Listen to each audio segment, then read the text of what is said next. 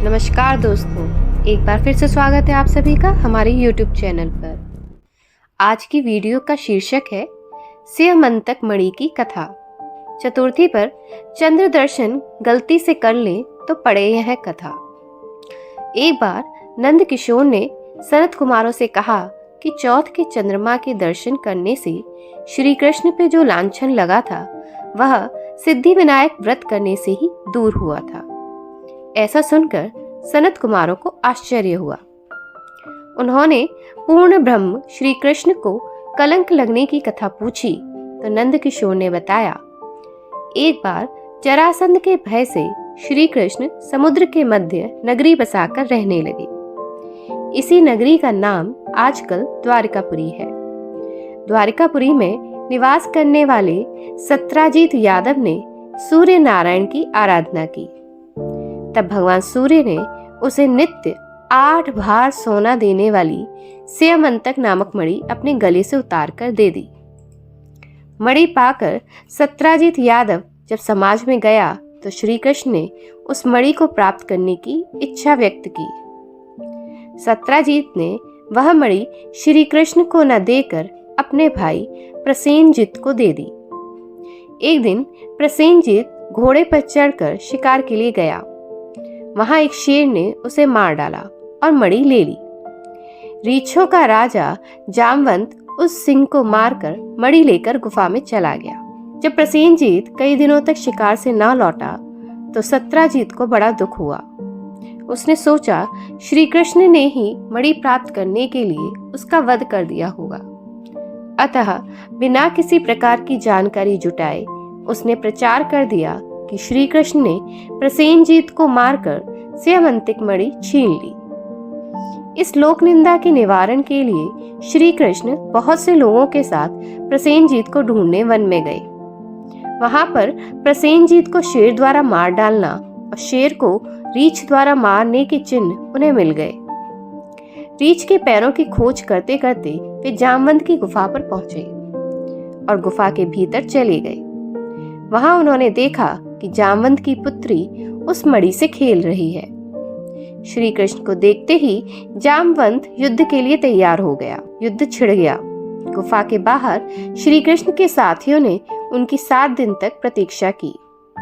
फिर वे लोग उन्हें मर गया जानकर पश्चाताप करते हुए द्वारकापुरी लौट गए। इधर 21 दिन तक लगातार युद्ध करने पर भी जामवंत श्री कृष्ण को पराजित न कर सका। तब उसने सोचा, कहीं यह वह अवतार तो नहीं जिसके लिए मुझे रामचंद्र जी का वरदान मिला था। यह पुष्टि होने पर उसने अपनी कन्या का विवाह श्री कृष्ण के साथ कर दिया और मणि दहेज में दे दी। श्री कृष्ण जब मणि लेकर वापस आए तो सत्राजीत अपने किए पर बहुत लज्जित हुआ। इस लज्जा से मुक्त होने के लिए उसने भी अपनी पुत्री का विवाह श्री कृष्ण के साथ कर दिया। कुछ समय के बाद श्री कृष्ण किसी काम से इंद्रप्रस्थ चले गए। तब अक्रूर तथा ऋतुवर्मा की राय से शतधनवा यादव ने सत्राजीत को मारकर मणि अपने कब्जे में ले ली। सत्राजीत की मौत का समाचार जब श्री कृष्ण को मिला तो वे तत्काल द्वारिका पहुंचे। वे शतधनवा को मारकर मणि छीनने को तैयार हो गए। इस कार्य में सहायता के लिए बलराम भी तैयार थे।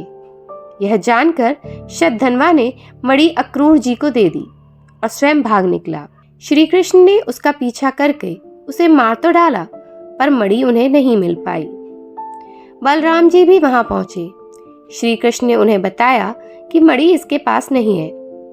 बलराम जी को विश्वास न हुआ। वे अप्रसन्न होकर विदर्भ चले गए। श्री कृष्ण के द्वारिका लौटने पर लोगों ने उनका भारी अपमान किया। तत्काल यह समाचार फैल गया कि स्यमंतक मणि के लोभ में श्री कृष्ण ने अपने भाई को भी त्याग दिया। श्री कृष्ण इस अकारण प्राप्त अपमान के शोक में डूबे थे कि सहसा वहां नारद जी आ गए। उन्होंने श्री कृष्ण जी को बताया, आपने भाद्रपद शुक्ल चतुर्थी के चंद्रमा का दर्शन किया था, इसी कारण आपको इस तरह लांछित होना पड़ा है। श्री कृष्ण ने पूछा, चौथ के चंद्रमा को ऐसा क्या हो गया है जिसके कारण उसके दर्शन मात्र से मनुष्य कलंकित होता है? तब नारद जी बोले, एक बार ब्रह्मा जी ने चतुर्थी के दिन गणेश जी का व्रत किया था। गणेश जी ने प्रकट होकर वर मांगने को कहा तो उन्होंने मांगा कि मुझे सृष्टि की रचना करने का मोह न हो। गणेश जी ज्यों ही तथास्तु कहकर चलने लगे, उनके विचित्र व्यक्तित्व को देखकर चंद्रमा ने उपहास किया। इस पर गणेश जी ने रुष्ट होकर चंद्रमा को शाप दिया कि आज से कोई तुम्हारा मुख नहीं देखना चाहेगा। शाप देकर गणेश जी अपने लोक चले गए और चंद्रमा मानसरोवर की कुमुदनियों में जा छुपा। चंद्रमा के बिना प्राणियों को बड़ा कष्ट हुआ। उनके कष्ट को देखकर ब्रह्मा जी की आज्ञा से सारे देवताओं के व्रत से प्रसन्न होकर गणेश जी ने वरदान दिया कि अब चंद्रमा शाप से मुक्त तो हो जाएगा, पर भाद्रपद शुक्ल चतुर्थी को जो भी चंद्रमा के दर्शन करेगा उसे चोरी आदि का झूठा लांछन जरूर लगेगा, किंतु जो मनुष्य प्रत्येक द्वितीया को दर्शन करता रहेगा वह इस लांछन से बच जाएगा। इस चतुर्थी को सिद्धि विनायक व्रत करने से सारे दोष छूट जाएंगे। यह सुनकर देवता अपने अपने स्थान को चले गए। इस प्रकार भाद्रपद शुक्ल चतुर्थी को चंद्रमा का दर्शन करने से आपको यह कलंक लगा है। तब श्री कृष्ण ने कलंक से मुक्त होने के लिए यही व्रत किया था। कुरुक्षेत्र के युद्ध में युधिष्ठिर ने भगवान श्री कृष्ण से पूछा, भगवान, मनुष्य की मनोकामना सिद्धि का कौन सा उपाय है? किस प्रकार मनुष्य धन, पुत्र, सौभाग्य तथा विजय प्राप्त कर सकता है? यह सुनकर श्री कृष्ण ने उत्तर दिया, यदि तुम पार्वती पुत्र श्री गणेश का विधि पूर्वक पूजन करो तो निश्चय ही तुम्हें सब कुछ प्राप्त हो जाएगा। तब श्री कृष्ण की आज्ञा से ही युधिष्ठिर जी ने गणेश चतुर्थी का व्रत करके महाभारत का युद्ध जीता था। आशा करती हूँ आपको यह वीडियो पसंद आया होगा। अगर पसंद आया तो वीडियो को लाइक करें, कमेंट बॉक्स में कमेंट करें और अगर आप चैनल पर नए हैं तो सब्सक्राइब करें। साथ ही साथ अपने दोस्तों और परिचितों को भी शेयर करें। मिलते हैं एक और नए वीडियो के साथ। तब तक के लिए जय श्री राम।